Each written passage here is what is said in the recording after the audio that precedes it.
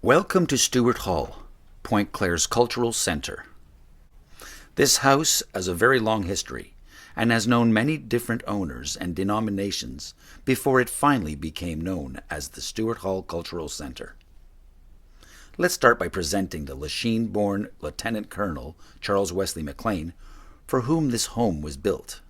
MacLean was married to Martha Harris Fulford, the daughter of the deceased Brockville Senator George Taylor Fulford in 1908. The well-known senator had acquired a considerable fortune by marketing Dr. Williams' pink pills for pale people while leading a respected political career. He was a visionary who also left behind a quantity of notes relating to the establishment of a model farm which would promote a scientific approach to agriculture in Canada.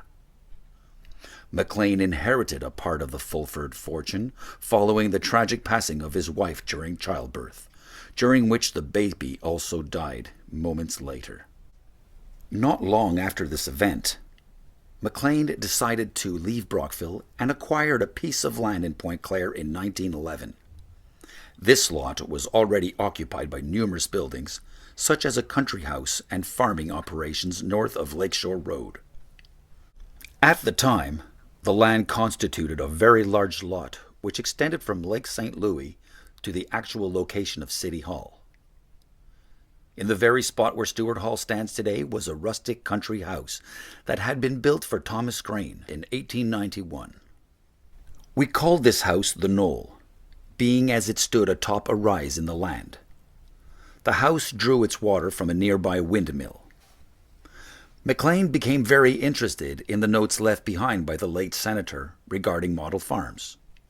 Unfortunately, in 1914, the First World War is declared, so he joined the military efforts as a major in the Scottish Light Dragoons and was later promoted to lieutenant colonel. During his absence overseas, he left behind the necessary funds for the construction of a vast modern agricultural complex, including a model farm.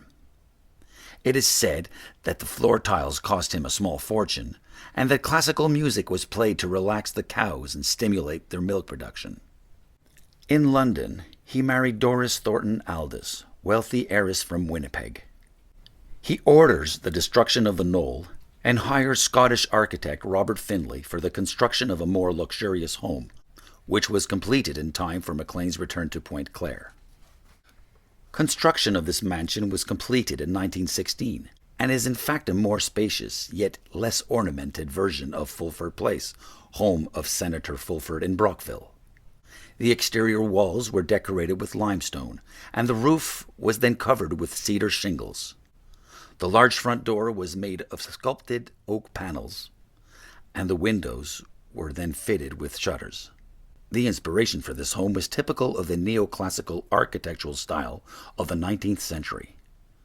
Notice the triangular pediment which crowns the facade, the symmetry of the windows, and the colonnade which supports the overhang through the length of the veranda.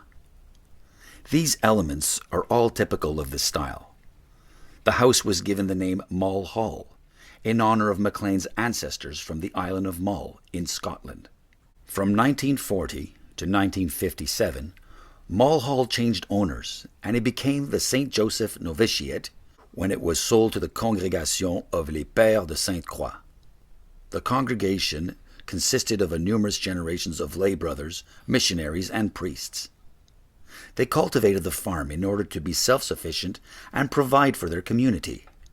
In fact, they provided milk and eggs for the Collège des Prêtres de Sainte-Croix, today known as the Cégep Saint-Laurent. During this period, the area north of Lakeshore Road was known to most in the area as Priest's Farm. This farm was eventually destroyed by fire in 1958. You may now continue your visit by using the stairs west of the building and going up to the veranda.